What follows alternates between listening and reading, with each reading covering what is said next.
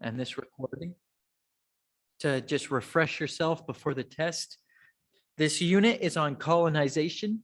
We are going to be going through the information on colonization very quickly.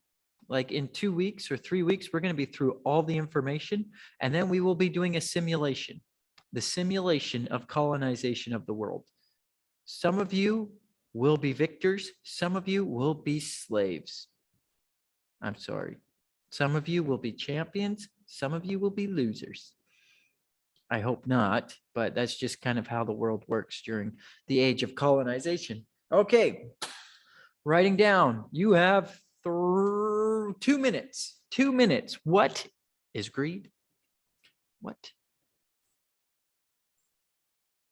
Oh, Rashika, you can only answer these questions. Omar, you can only answer these questions once you have submitted your textbook project documents. Okay?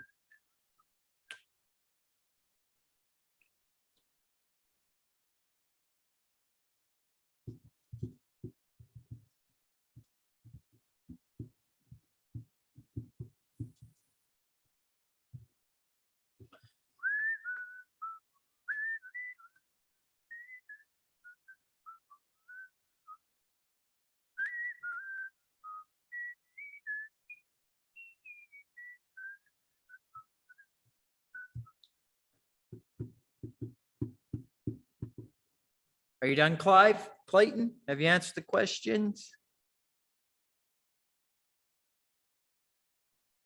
I answered all of them in one word. Okay.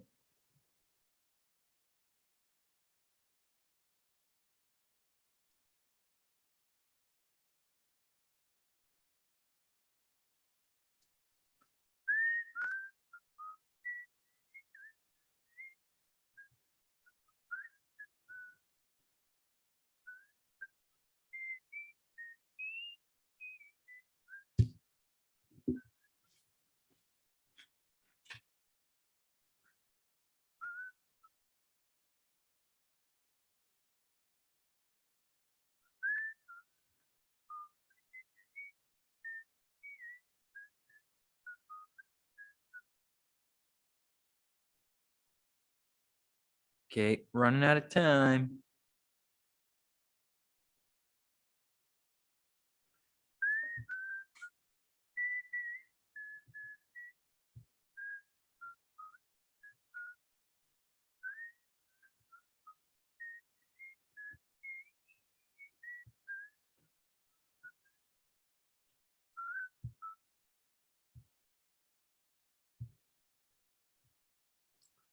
Okay, time's up. Time is up. Clayton, what is greed? What is greed? That when you want something like money or power. Wanting something like money. Okay, add to that, Ellen. Add to that, Ellen.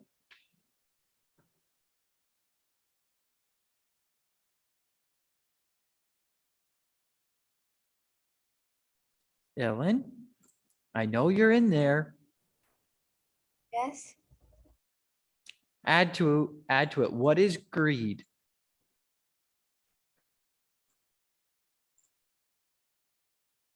Greed? Yeah, greed. The first question you're supposed to be answering in your notes.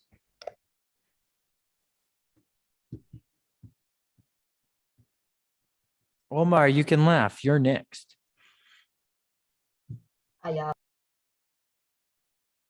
What is greed? Omar, what is greed? Something that we want and we'll do possibly anything for. Greed? Yeah. Well, close to that. Greed is Close to that. the consuming love of money. Okay. Love of money. So it's not just liking money. It's I want all the money and I want the little bit of money you have. If there's more out there, it's like me and ice cream, right? I eat ice cream, but if I see someone else having ice cream, I want their ice cream too. I'm never satisfied with what I have. And it's this desire, okay, deep in us to consume and have it all. We're not content. Okay. And so it goes so much farther than money, right? It's greed of popularity, right? Of grades or those kinds of things. It goes so deep, power, right? There's a desire for more constantly, and it's at the root of our heart. And so the color that represents greed as the green-eyed monster is green. Green and greed go together. So the color and the theme of our PowerPoint this semester, everything is going to be revolving around greed and green.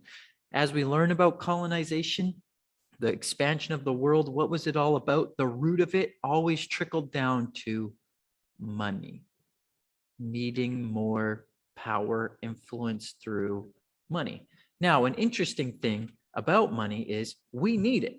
Like you need money to survive, right? You need it to buy food. You need it to buy gas for your car. You need it to keep the lights on in your house.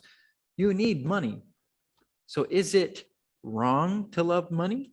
Well, the love of money is the root of all kinds of evil, right? But it has a specific role in our lives, and God has a desire for it in your life. It wasn't something that people have taken and corrupted, right? There's a good purpose for it and it's needed in our lives. But what about the love of money, which is greed, right? And so we're going to be exploring that a little bit more this quarter.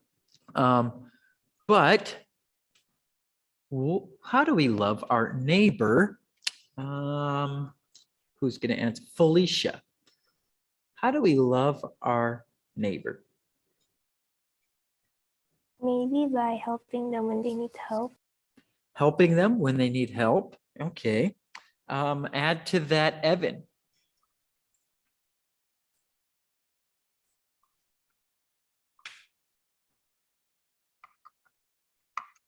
Evan, how do we love our neighbor?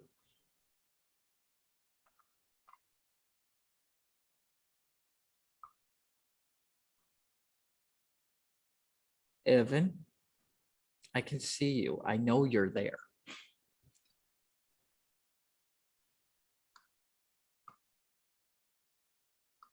No, putting it in the chat. Evan. Okay.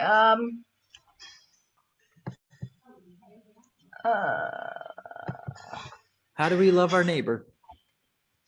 By helping. By helping.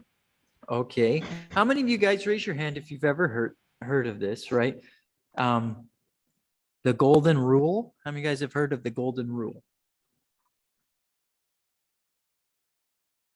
Do unto others as you would have them do unto you, right? Loving your neighbors as you would love yourself. It's straight out of the Bible, right? How do we love our neighbors, right? By wanting things for them that we would want for ourselves. So if Adler, right, wants himself to be safe and secure at home, then he should want that for his neighbors. If he wants to eat, he should want his neighbors to eat, right? There's this extent of God has given us so much and offered so much grace to us that we no longer want the best for ourselves, but we want that for those around us, our neighbors, those in the Ukraine, right? Everywhere, those who are hungering and thirsting.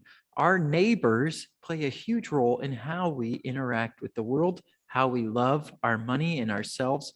And so we're going to be learning about this more in this unit, but I want you to be thinking about how the love of money drives a lot of things around this world. And I would even argue what's going on in the Ukraine is based off of love of money, role of money, how we love our neighbors, and when we should be loved, all fitting into a unit on colonization of all things. So get your notes out, put colonization day 1, and we are ready to roll.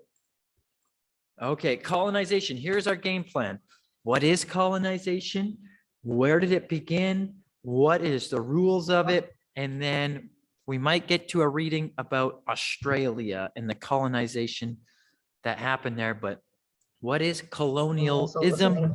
What is going on? And somebody just piped up. Who is that?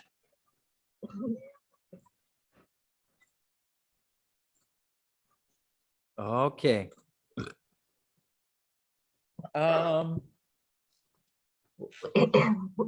Don't answer what is colonization or what is imperialism. I just want you to answer the last 2 questions. Who is the most important country in the world? Or which country is the most important country of the world? And who is responsible for you? Answer those 2 questions. The next 2, I will give you the answers to in the next slides.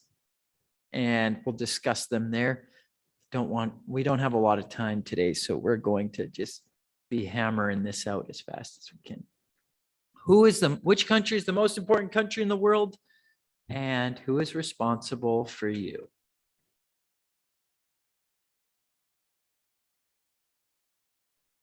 Answer it, Omar. I should see your hand on your pen, writing it in your notes.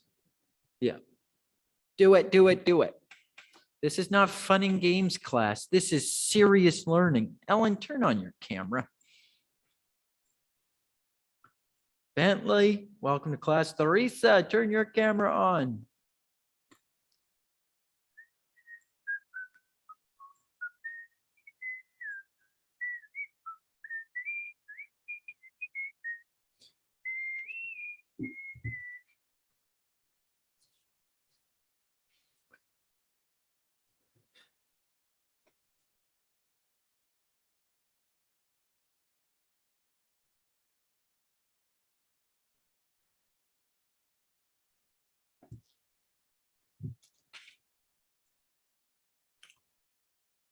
$20, $19, $18, $17, $16, $15, $14, $13, $12, $11, $10, $9, $8, $7, $6, $5, $4, $3, $2, $1. Okay, time's up. Orson, who is responsible for you?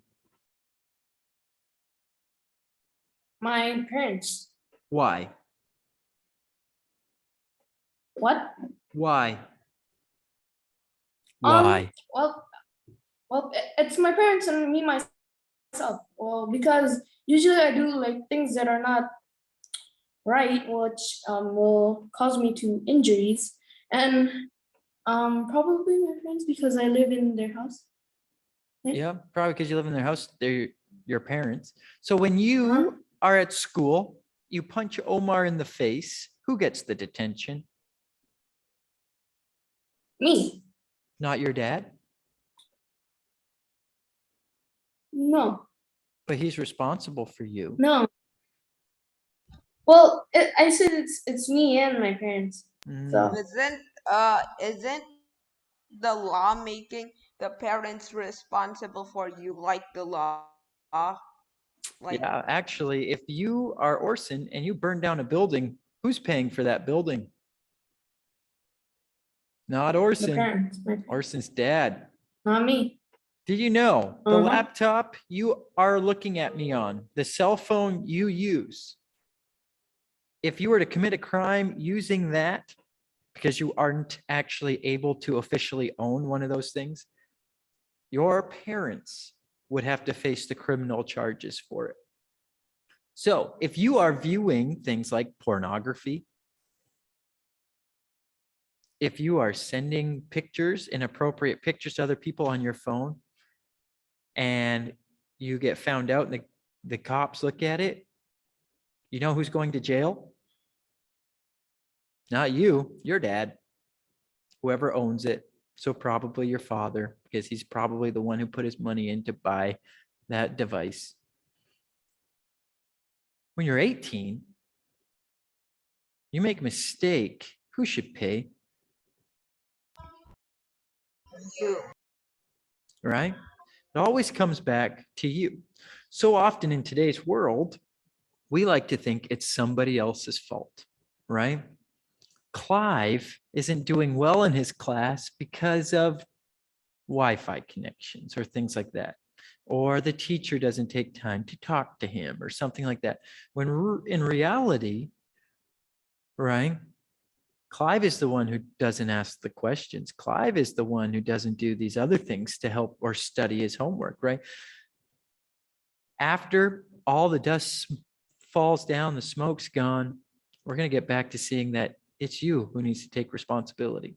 So you're in grade 7. The learning this quarter is your responsibility. The participation, the scores, it's your responsibility. And I hope you do a really good job doing it. Now, which country is the best country?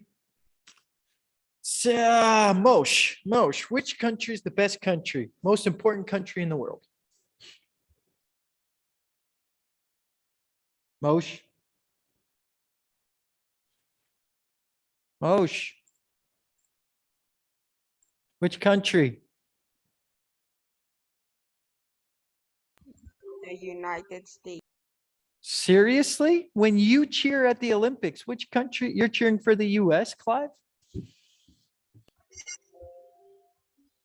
No, I'm just guessing which one's It's all the the country. most important. All the countries are the most important. So if there's a war going on, you would cheer for the country that's attacking you because they're just as important as yours. Probably okay. Our country, honestly, I don't know. I don't know what to say now. I'm going to be honest with you guys. I love Indonesia, but if it's Indonesia versus Canada, which one do you think I'm going with? Canada. Canada. Omar, if it's Indonesia versus India, who are you going with? India. Yeah. Ellen, if 'cause it's it's my country. if it's Indonesia versus Korea, who are you going with? Korea. Korea, why? Because I'm Korean. Because you're Korean. Here's the answer to this question. The most important country in the world is always the one where you come from.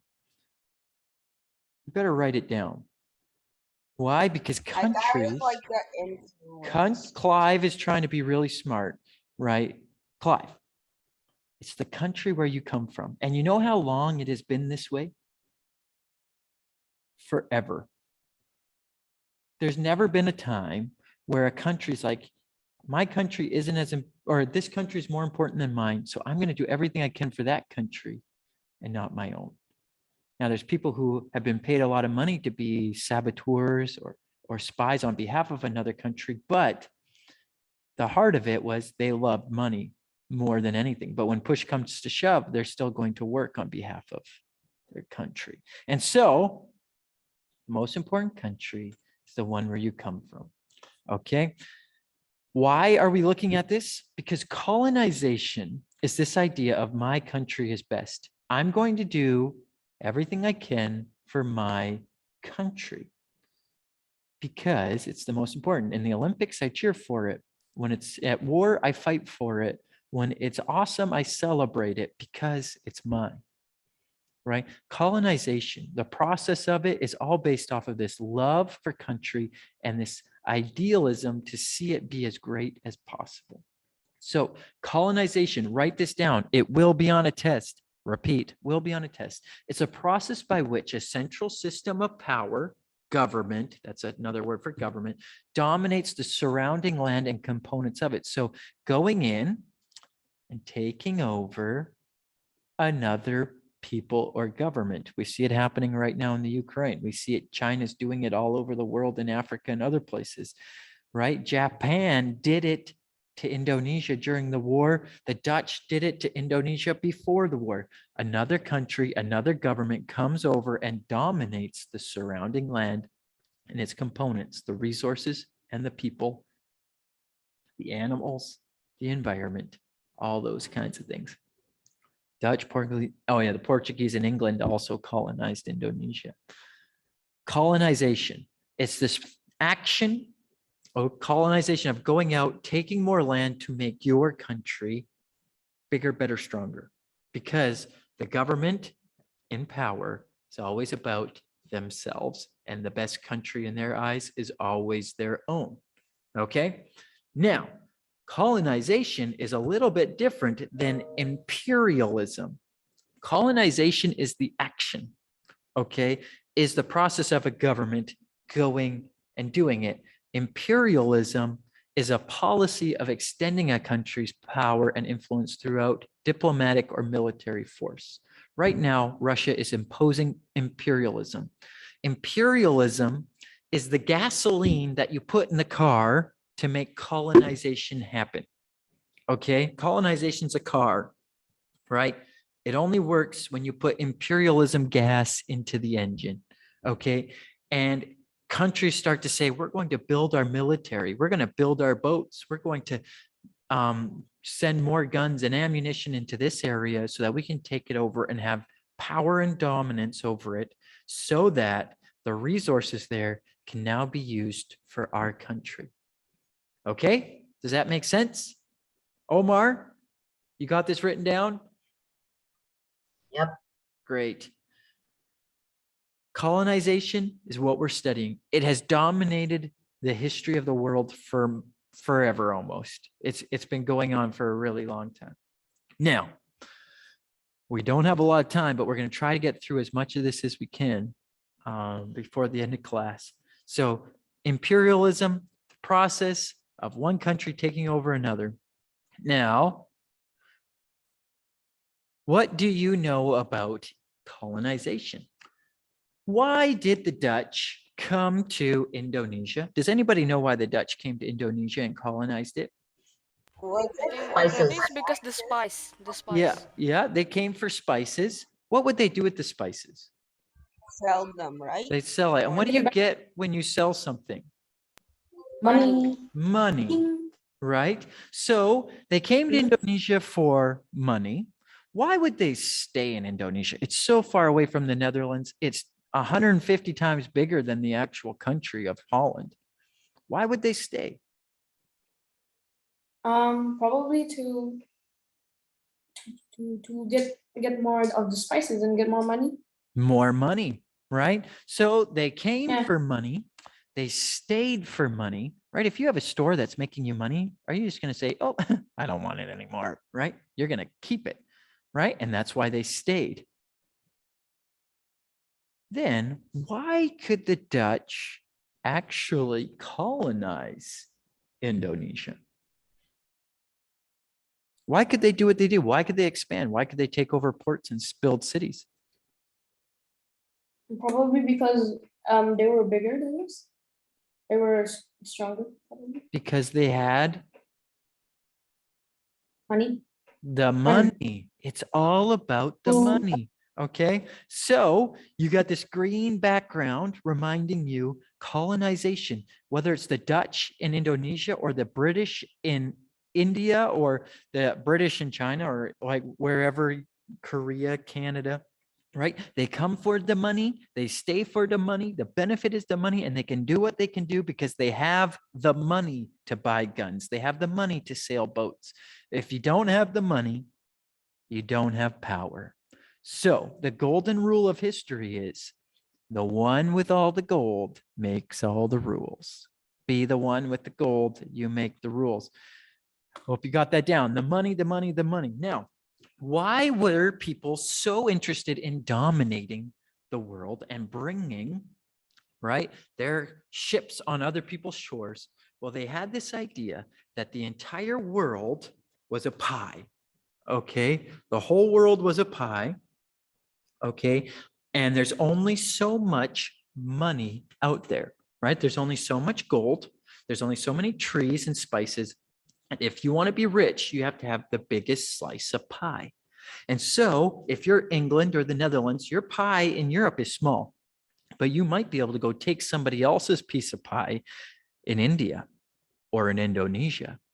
And so what they did is they would go and expand. And so basically taking this idea of colonization, now I'm going to get more of the pie. And this idea of there's only so much wealth in the world dominated the ideas of so many for so long that it drove everything about their country: expansion, colonization, imperialism. The world pie of wealth is what we call it. The world pie of wealth. There's only so much wealth out there, and it's a pie, and you got to do whatever you can do to get more of it. Now, in history, we have a better understanding because there's places like Singapore, which are super rich, yet have hardly any piece of the pie, because you can develop wealth without physical resources. You can work online, you can have currencies, those kinds of things change this idea. And we know there's more wealth out there than just physical gold, land, trees, things that you can touch. And so that idea, that domination of the world wealth of pie is over. Now, we're going to end there for today because we're going to dig into a whole bunch of stuff and there's not a lot of time left, but you need to have this stuff in your notes. You need to know what colonization is, imperialism. If you need to memorize those things, do it, because we're going to be going through information fast. Ooh, I am so sorry. Ma permisi, excuse me.